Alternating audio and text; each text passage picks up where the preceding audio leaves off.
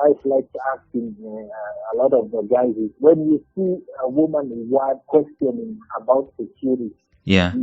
The question should be is, what are you not doing? Right. Sit back before you wildly answer or get back. Yeah. Ask yourself the question, hey, where am I not probably pulling my weight Yeah. that is causing you to feel you're insecure? Where am I not pulling the weight that's making you feel, Yeah. not high?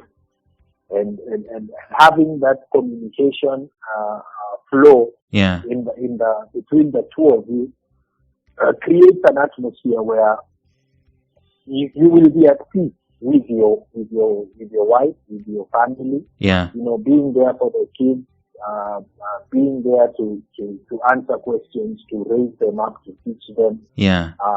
the way you want things to go. I think having all that surrounded effect, other than just providing for the family, creates that atmosphere that you have to. Okay, cool. That's good. So there is understanding, there is peace, there is communication. There is you also knowing that she's not a fellow boy. Right. But let's talk about boys. Let's talk about your boys. You talked about your boys, and I know there's quite a bit we can bite into that one. Tell me, you and your fellow men, how have you been doing it? All right. So for us, we started off pretty intentionally because we looked at some of the men of God, actually, who have fallen. Yeah. And it's not just men of God, but we raised the bar to the men of God. Yeah. These are the ones anyone can argue that, yeah, of course, we can do anything. But we raised the bar to the men of God who have fallen. We realized it is because of different things, power, money, women, some of these things are the major causes of great men falling. And we thought to ourselves, hey, we were single by then. Yeah. We were 10 of us, but one moved, one left the group by himself, but another one is still with us, but lives in the States. Yeah. So keeps in touch with us. Yeah. So we sat down and decided, hey, if these guys can actually fall because of these things, what makes us special? Right. What makes us feel we can do this? These are guys who are mentoring other men. These are guys who are leading large congregations. These are men who are going all over the world. And they still fall. So what makes us special? And we realize, hey, nothing. By the way, nothing makes us special, and we really are vulnerable. Yeah. So any of these things can happen to any of us. So why don't we just come up together as a group of men? Yeah. Once every month, and just share where we are at. We do life together. We ask ourselves hard questions. We ask where we are going. Give ourselves goals and targets. Yeah. And just do life together as men. Wow. So we started off with that, and we shared with one another some of our challenges, struggles, and things we had in life that we were going through at that point. And then from there, we've been walking this journey together ever since for like 11 years now. 11 years now, and you just began like single guys. Now all of you are married?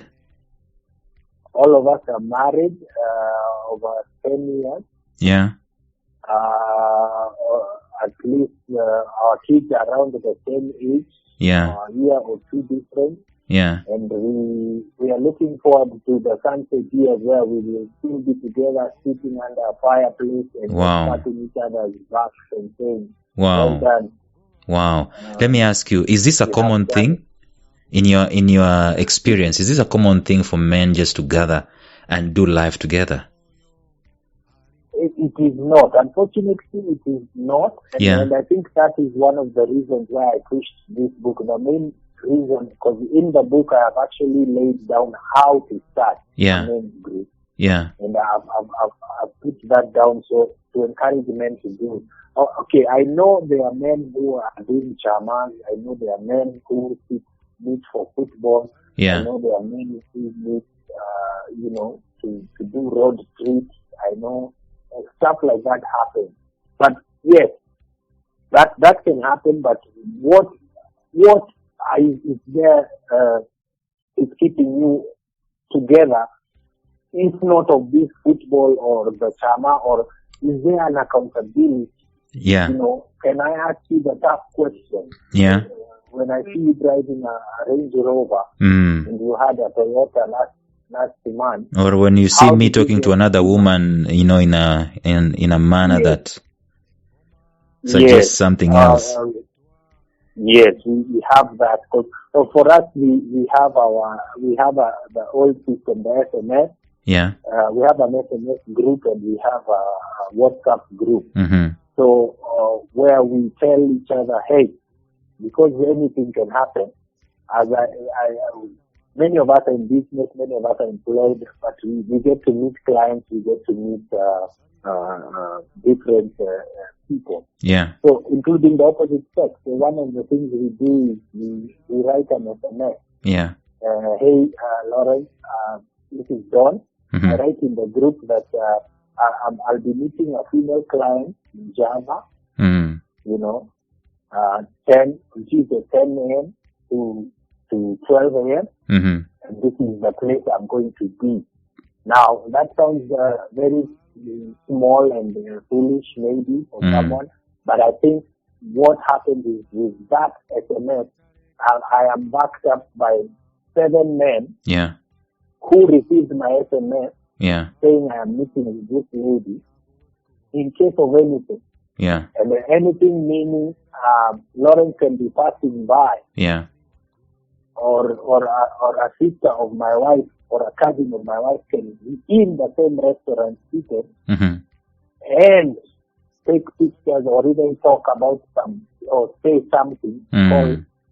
But I have this SMS that I sent with 7 guys backing me and the time and everything, stating I would be in this meeting with this person at this point. So that is not for the other person. I think by the time Don is writing this SMS, I think I'm conscious. In my head, I've already put in my head that this is actually a business meeting. Yeah. So it kind of helps me first before it goes to save me from whatever will be said out. Yeah. So it seems to me like the men in this group, you said you're 8, right? The men in this group are necessarily open to one another, right? Correct. But for us men, I don't know if it's a correct statement to make, but I find that men, we are not so much open to one another as women would be. Is that true? Yes, that's very true. I think women go all in. Women are vulnerable. They speak to one another. They cry over the situation. Yeah. Whether you see the picture or not, you cry because your sister is crying. So yeah. They actually let it out and it saves them and solves their issue. Right. But for us men, it's the upbringing. I mean, we grew up being told, hey, men don't cry. Hey, men don't do this. Yeah. You know? And I saw a meme the other day, a funny meme that this man, he was a little boy, he was told repeatedly, men don't cry, men don't cry. Yeah. And then the next image is him being told by his wife, you have no emotion, you have no feeling. So I wonder, okay, that's what he was taught all his life. Yeah. Now he's married, we're expecting him to change that and be the emotional crying guy. Yeah. Let's go there for a minute. Let's go there for a minute. Yes. Should we be emotional? Not necessarily. You know, there's this thing they call sissies. Is being emotional necessarily being a sissy? Okay. Right. I think we are emotional. I think guys should understand that men are emotional, but they don't they show it differently from the women. Yeah. And why I say this is because even when a man is going to be auctioned, yeah. You know, when a man is about to lose his Range Rover that he cherished very much, yeah. you won't tell me that man doesn't feel anything for that moment. Yeah. You know, he does feel it. He might not necessarily cry tears, but his emotions are affected. Yeah. He's seeing his prized possession being taken away. I mean, so it's just that we show it differently. Yeah. Not that we don't have emotion. Yeah. We do have emotion, but how we show it is different from the women. So let me ask you. Yes. For you guys in the men's group, for you to be able to do this for 11 years, you must have been intentional about being vulnerable. It's not something that came automatically to you guys, right? Correct. And I don't say we are there yet. Yeah. I don't say we are there yet because we're still growing, but the more every meeting we have, yeah, we have meetings every month, and in the month of October we do a retreat for like 2 or 3 days. Wow. And now just the boys? Yeah, just the boys. We either do Mombasa, we do away somewhere, just go away for 4 days, and that's where we now usually have more time to ourselves and we thrash on the issue. Yeah. Yeah, but I think getting to that stage, we opened up right from the beginning. But every meeting, gets easier and easier in terms of relating. Because remember, we started off as single people. Yeah. Single men. And then you'll find now the issues that we are having are sort of related. Because now by the time we are married, we are 1 and 2. You realize the issues that Don is having. Chances are I'm also having with my new one. You know, chances are, you know, by the time I want to buy the house, the chances are the financial issues I'm having, what Don is having. Like, you know, by the time I'm changing jobs, you know, so it becomes easy because now we are relating in life. Period. We're about the same age, which makes it even easier now because you're doing life at the same pace, you're doing life at the same age group, and things that are happening are sort of similar. So it makes it sort of more easy for us to go. I know when we started off, it was more of a policing kind of a thing, which kind of made guys shut down. Yeah. Because when Don comes to say, I didn't attend this meeting because I was going to my wife's birthday, you know, and then the bashing I get makes we realize now Don doesn't want to come and give that reason. Yeah. Because of the experience we got from last time. That's when we began to realize, okay, accountability is not policing. Yeah. Accountability should be more of holding someone's hand and taking you out of that pit that you have fallen into. That mistake that you have made is pulling you out of there and showing you how not to get back. Not bashing you, why did you fall in there, why, you know. So that was a learning curve for us, which has helped us grow and move further, you know. So do you guys talk about some issues, you know, some X-rated stuff that are available in marriages? Absolutely. Yeah. We talked of the temptations when ladies. We talked about porn addiction. We talked about, you know, issues with the work, you know, issues with business. Yeah. I think the more we grow and the more we are able to say this. And one funny thing is, especially each guy should realize, is as soon as Don opens up about the porn addiction, then you realize, 7 of us actually are struggling, or struggling with it or had struggled with it. Yeah.